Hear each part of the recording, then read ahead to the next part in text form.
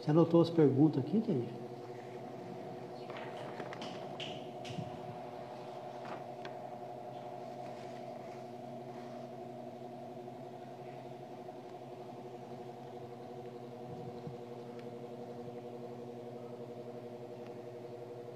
Estou aguardando aqui Namastê entrar, viu, pessoal?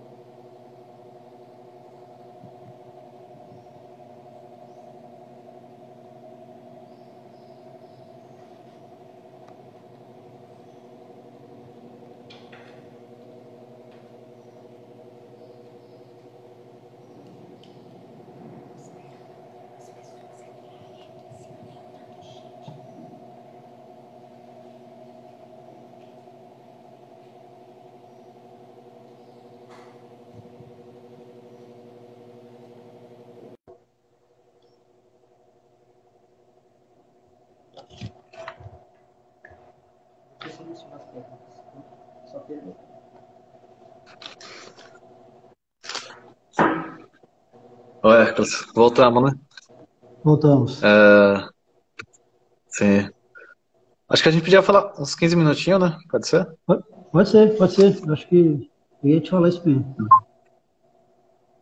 Aham. Legal, legal. Legalzinho. S-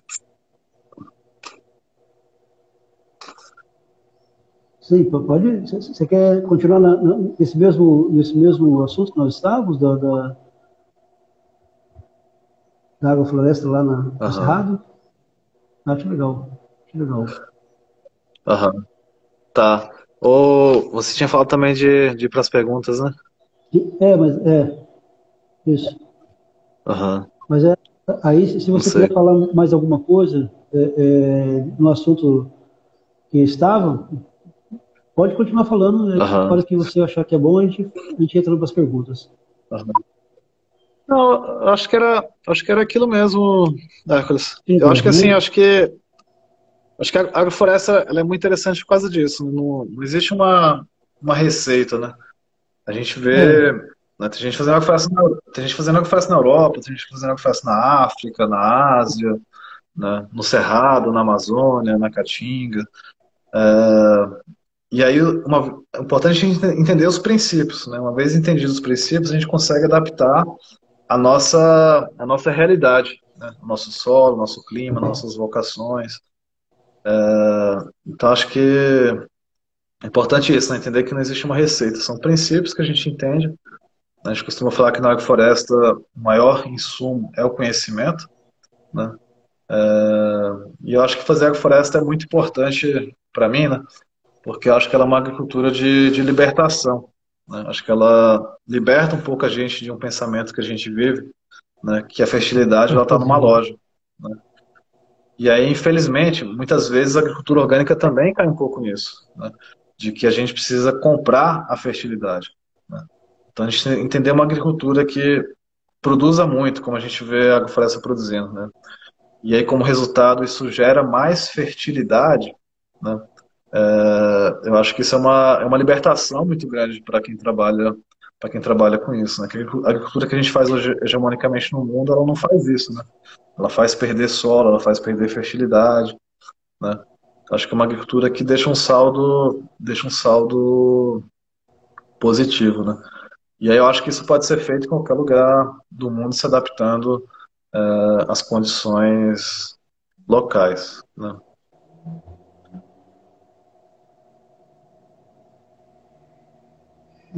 Eu vejo assim também, viu, Namastê? Eu vejo que hoje, eu falo muito aqui na rede a respeito exatamente disso, da agricultura orgânica.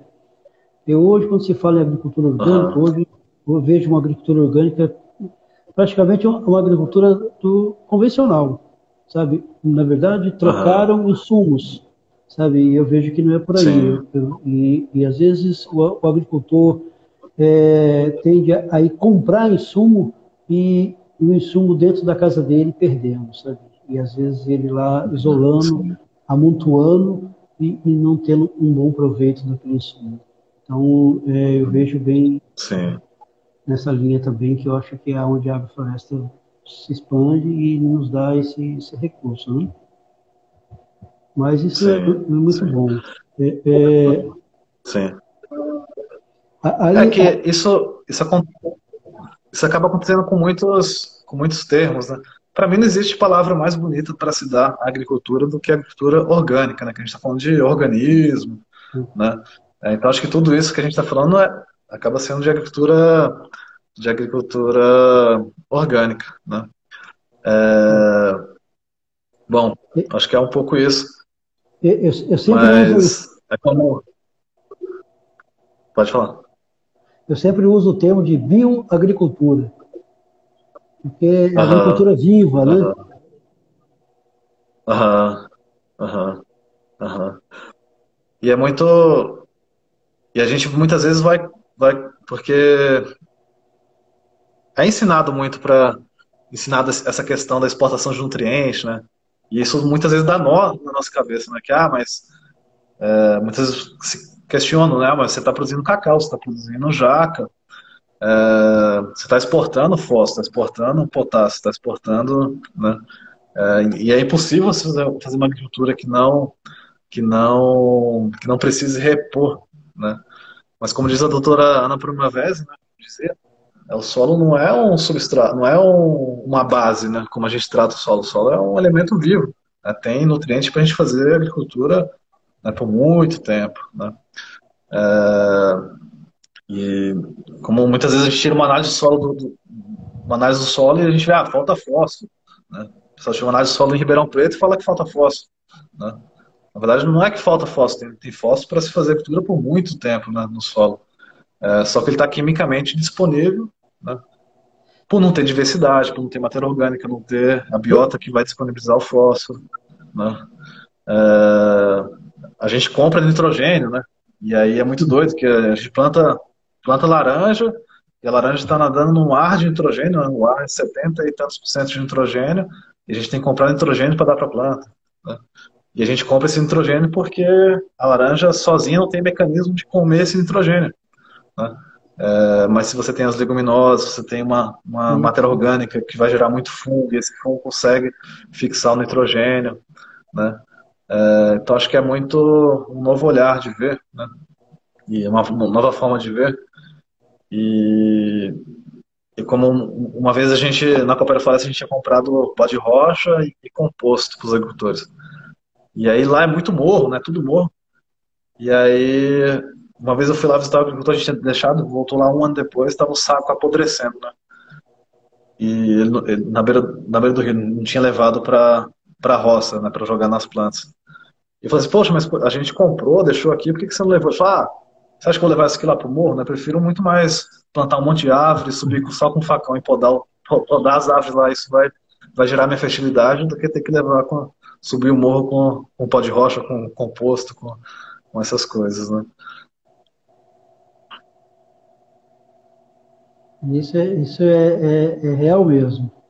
Eu fiz um trabalho uma certa vez e o agricultor, ele queria de qualquer forma, ele falava para mim que tinha realizado uma análise de solo e que o solo dele era muito Uhum, pobre em fósforo. Eu falei, tá bom. E aí iniciei o trabalho e não falei no fósforo.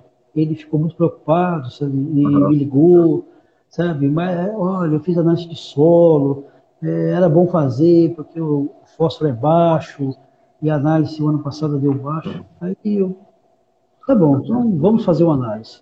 Aí fiz uma amostragem de solo para ele, falei, faça uma análise de solo e dividi ela. Falei, essa aqui você faça uma análise mineral, sabe, que é usado uhum, em geologia, né?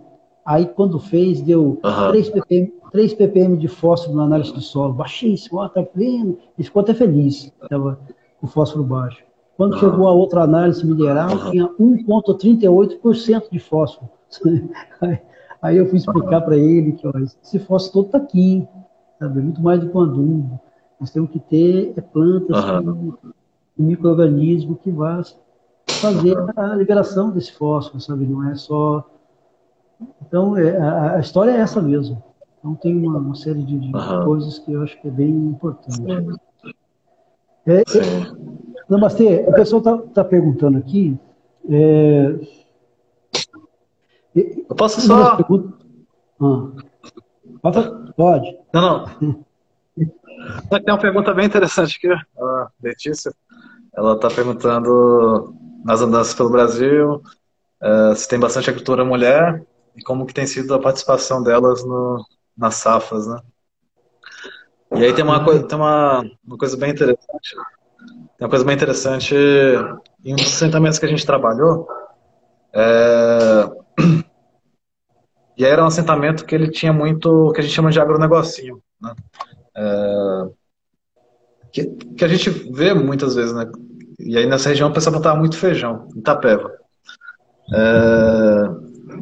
E aí as mulheres, né, do assentamento, elas falam que a agrofloresta, ela traz muito mais o envolvimento da família como um todo, né? Muitas vezes o agronegocinho, né, ele acaba envolvendo mais a figura do homem, né? Então o homem vai lá, passa o trator, planta, isso uma vez por ano, vai lá e colhe e comercializa, né? E aí elas falam que a agrofloresta ela traz muito mais o envolvimento, né, das mulheres na agricultura, né? E a gente tem visto grandes agrofloresteiras, né? A Gudrun, aí na Bahia, a doutora Patrícia Vaz, Fabiana Penedeiro, muitas agricultoras, sim, estão se dedicando e fazendo agrofloresta. A Coopera Floresta ela começou com mulheres, né? Tem até estudos que mostram que o homem estava indo para a cidade vender mão de obra, e aí a mulher começa a fazer agrofloresta no terreno. E aí tem até uns casos que, por exemplo, em poucos meses a mulher estava ganhando o dobro do que o homem. E aí, de repente, o homem largava as atividades e voltava para o campo para poder acompanhar a mulher e tal. Muitos trabalhos que eu fui por aí, muitas vezes quem iniciava e até hoje são as mulheres, né? Um pouco isso, na prática tem acontecido bastante assim, né? Tem muito o pensamento ainda que é uma coisa muito bruta, né? Por exemplo, o pessoal vê a gente trabalhando com motosserra, né? E aí vê que é uma coisa muito masculina, mas a gente vê que não, né? A Não. motosserra não é lá esse monstro, né? O pessoal vê, logo quando pega o jeitinho, e vai muito bem na motosserra, né? E outras coisas também. A gente vê que tem sido muito importante esse, esse trabalho com as mulheres, assim, né? E elas, e o pessoal no assentamento relata muito isso, né? Que a floresta traz mais essa interação, né, das mulheres na agricultura. É isso. Mas você tinha selecionado umas perguntas, né, Ercos? Não, não, eu peguei algumas aqui.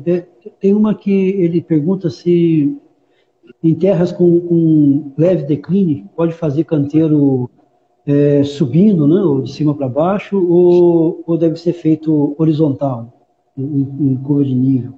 Aham. O que Sim, que sim. você... Sim. Assim, a gente, lá na Coopera Floresta, a gente fazia. A Coopera Floresta é muito morro, né? Muito morro mesmo. E aí a gente aprende, né, que a gente sempre tem que trabalhar em curva de nível, porque a curva de nível, né, não vai construir erosão. Mas a gente tem que entender que muitas vezes, né, que na agrofloresta a gente está trabalhando com muita matéria orgânica, né? E alguns plantios a gente às vezes costumava fazer descendo o morro, né? Com muito cuidado para que sempre haja muita matéria orgânica. Muitas vezes sempre os plantios eram descendo o morro, mas toda a matéria orgânica era muito bem organizada em curva de nível, né? Aquilo que a gente fala, né? O que para mais a água? É um carreiro de milho que foi plantado em curva de nível ou é uma tora que foi colocada em curva de nível, né? Então o plantio era morro abaixo, mas a matéria orgânica era colocada em curva de nível. A gente buscava fazer mais morro abaixo na Coopera Floresta, porque a gente estava trabalhando com agricultura familiar, né? Que não era uma agricultura mecanizada. E, e a gente vê que trabalhar em curva de nível é um pouco desconfortável para a coluna, né? Trabalhar subindo o morro traz um conforto maior para os agricultores. Então, algumas vezes a gente sim fazia burro abaixo, né? Indo em contradição, tudo que se aprende na agroecologia, que sempre tem que ser em curva de nível, mas acho que não é uma receita, né? Acho que um dos princípios da agroecologia é que não existe receita também. E quando se trabalha com muita matéria orgânica era muito bem organizada como a gente trabalhava, a gente fazia morro abaixo. Eu acho que tem uma série de fatores que tem que se pensar. Na direção das linhas, a gente toma muito em consideração também o sol, né? Então, se a gente planta as linhas de leste para oeste, você vai ter um alto sombreamento, né? Então, você tem as linhas de laranja, e normalmente o espaçamento entre linha ele é maior do que da linha. Essas linhas são de leste para oeste, a laranjinha que está na minha frente tira meu sol da manhã, você pega o sol ao meio-dia, e a que está atrás tira meu sol da tarde. A entrelinha vai pegar mais sol, vai secar mais a terra, vai crescer mais mato. Então acho que tem uma série de fatores, né? E quando você está mais perto da linha do Equador é de um jeito, mais longe da linha do Equador é de outro jeito. Por exemplo, aqui no meu sítio é um morro virado para o norte. E aqui no sul o sol ele é mais nortista, ele tem uma inclinação mais para o norte, principalmente no inverno, né? Então como o morro está virado para o norte, eu fiz as linhas de leste para oeste para ficar em curva de nível. E aí o pessoal fala, mas você rodou o Brasil inteiro falando para plantar morra baixa, agora você está aí em casa fazendo curva de nível. Mas as linhas estão de leste para oeste, né? Porque eu estou fazendo meio que uma rampa, né? Então, por exemplo, na linha mais de baixo eu coloco o figo, que é uma planta mais baixinha. E aí na linha mais de trás eu coloco uma laranja, que é uma plantinha um pouquinho mais alta. Então, como a laranja está ao sul do figo, a laranja nunca vai sombrear o figo, né? Então eu uso um pouco disso aqui. Então acho que depende de onde você está, né, de que você está mais perto da linha do Equador, está mais longe da linha do Equador. Acho que depende um pouco de onde você está, mas a direção da linha em relação ao Sol para a gente é muito importante isso, né? Então acho que é casar o declive com o Sol, né? Pergunta aqui também, como que a gente pode decidir se planta em sementes ou se planta em muda? Quando a gente Aham, faz essa decisão? aham, sim. Eu acho que também é um pouco uma decisão um tanto pessoal. Eu acho que assim a semente, sem dúvida, ela vai ter uma adaptação muito muito maior, né, ao lugar, né? A muda ela foi construída num viveiro, né, numa situação diferente, né? Então acho que a semente ela vai ter uma adaptação ao lugar muito maior. A muda, por exemplo, vou plantar uva agora, né? A gente está plantando uva aqui. E aí você já trazer uma muda já enxertada, né, com um material de qualidade. Geralmente essas frutas, né, os citros, né, que a gente já quer enxertado, a gente tem plantado a partir de muda. E aí tenho repensado muito isso também, que, por exemplo, estou querendo plantar abacate, aí tenho pensado em plantar primeiro os cavalos e depois enxertar no campo, né, porque a semente, você planta de semente, vai ter uma adaptação ao campo melhor, e depois você faz o enxerto a campo, você pode escolher a altura que você vai enxertar, né? Então acho que depende um pouco da variedade, do que você vai plantar, onde você vai plantar. Mas para mim sempre a semente vai ter uma adaptação maior ao lugar, né? É, tem um aqui que ele pergunta assim, sobre o insumo, né? Insumos feitos na propriedade, como os fermentados, né? É, Uhum. você já fez alguma utilização desse no seu trabalho? Aham. Eu acho que é bom, né? É, a gente tem trabalhado muito com as inoculações de micro-organismos, né? Isso tem ajudado a gente em muitos lugares, né? Principalmente em lugares que estão muito degradados, né? A gente vê, né, que tem sido importante. Aqui em casa, né, eu estou buscando fazer uma agricultura sem insumos, né? Foi um pouco, né, aqui eu estou morando tem pouco tempo, que eu vim para esse sítio, e aí é uma coisa que a gente faz muito, a gente até recomenda isso, você não conhece o lugar, faz um plantio sem insumo, porque sem insumo a terra vai te mostrar o que, que realmente é capaz, né? Você tem dúvida, será que o milho produz ou não produz? Planta um pezinho de milho sem insumo e ele vai te dar um monte de indicador, né? Ele vai te falar se ele vai dar bem ou não. É, e eu plantei bastante coisa, plantei tomate, plantei pimentão, né? E aí um pouco para o meu espanto, né? Tudo que eu plantei produziu muito bem. Os tomates produziram muito bem, pimentão, que é uma cultura bem exigente, produziu muito bem, né? Abobrinha. Mas né? Foi sem insumo, mas ao mesmo tempo não foi, né? Porque, por exemplo, né? A gente colocou muita matéria orgânica, e colocar a matéria orgânica do próprio local, né? É adubar o lugar, né? Então, quando a gente se coloca numa situação, não vou usar nada de fora, não vou usar uma calda, não vou usar um composto, né? A gente se obriga, né, a olhar mais para os recursos realmente locais, né? A matéria orgânica que a gente tem no lugar, né? Buscar plantar exatamente na época certa, né? Na lua certa, né? Respeitar mais a natureza e fazer uma coisa, uma agricultura mais de precisão, né?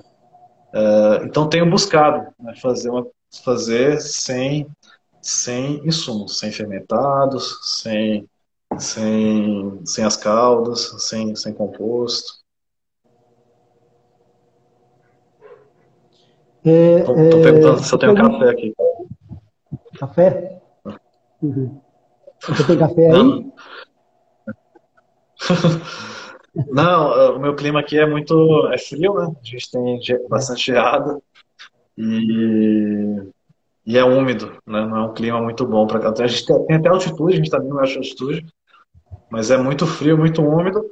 Estou plantando uns pezinhos de café, mas mais para beber um café de casa, não uma coisa mais comercial. Tenho pensado mais em abacate, uva, que são plantas mais vão melhor aqui no meu clima. Você já teve alguma experiência com animais no SAF? Galinha ou outros ruminantes? Sim. É, Então, os animais geralmente eles são muito importantes, né? Então, por exemplo, no Mário Lago, em Ribeirão Preto, assentamento Mário Lago, em Ribeirão Preto, a galinha era muito importante, né? E aí, e aí a gente tem pensado sistemas, até no livro Agroflorestando o Mundo de Facão a Trator, né? Lá no site da Coopera Floresta, cooperafloresta.com, tem o PDF para baixar gratuito. A gente pensou vários desenhos, né? Então a gente tinha linhas, como a gente tem as linhas geralmente para fruta ou para horta, e a gente colocava plantas que a galinha geralmente gosta de comer, né? Então a galinha gosta de comer amora, a galinha gosta de comer urucum, a galinha gosta de comer goiaba, tanto a folha quanto o fruto, né? Bananeira, né? Que é muito bom para galinha. Então a gente tinha linhas com essas plantas, com foco nas plantas que a galinha gosta de comer. E no meio, e entre as linhas, a gente no começo tinha a horta, depois a gente substituía a horta por plantas como amido em ferrageiro, ou então grama Tifton, né, que a galinha gosta de comer. E aí pensava um pouco na rotação, né? No livro explica um pouco melhor lá. Mas a gente trabalhou com galinha bastante em Ribeirão Preto. Aqui no norte do Paraná, que o pessoal trabalha bastante com gado.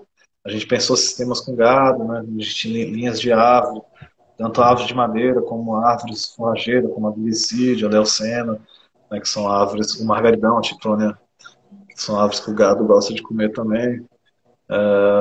Mas assim, normalmente, não sei se por incapacidade nossa, por falta de pesquisa, de estudar mais, normalmente os sistemas para animal, o carro-chefe, ele era o animal. Né? Então, o sistema, como a gente tinha sistemas para horta, sistemas para fruta, né, o carro-chefe, ele era o animal. Então, a gente colocava plantas que iam favorecer o animal, né? Então, a titônia, a glicídia, a leucena, e aí o mogno, que vai quebrar o vento, que vai ciclar nutriente, vai fazer sombra, conforto animal. Né? Legal. Namastê. Deixa para nós aí uma mensagem aí para os camponeses aí da Rede Agroecológica Povos da Mata e para todos os que estão aqui assistindo, né? Deixa uma mensagem para nós. Aham, sim. Ah, só dar parabéns, né, pro pessoal que é uma referência, né, pra gente. É, o trabalho que vem sendo feito aí, né? E, e como disseram aqui no comentário, tamo junto. Eu espero que a gente possa tá próximo, todo próximo, fisicamente perto, né? Acho que esse mecanismo que a gente está usando aqui é bom, tem sido bom, tem ajudado a gente a conseguir fazer alguma coisa, mas nada como estar no campo, né, com as pessoas, né? E, e hoje tem muito material, né? No site da Coopera Floresta que a gente citou, né, cooperafloresta.com, se for lá em publicações, tem bastante cartilhas, livros que a gente escreveu. Quem tiver interesse e tal, tá lá, né? E é isso, um grande abraço para todo mundo, os agricultores e agricultoras que disponibilizaram o seu tempo, né? Que a gente sabe que o tempo na roça é muito corrido, tá na frente de um celular, de um computador nesse, nesse momento. Agradeço o pessoal que tirou esse tempinho aí para a gente poder trocar ideia. Bom, Namastê. E obrigadão, Eu quero dizer também que está sendo gravado, né? Isso depois vai ficar disponível aí no YouTube para a gente poder, quem não assistiu, poder assistir também.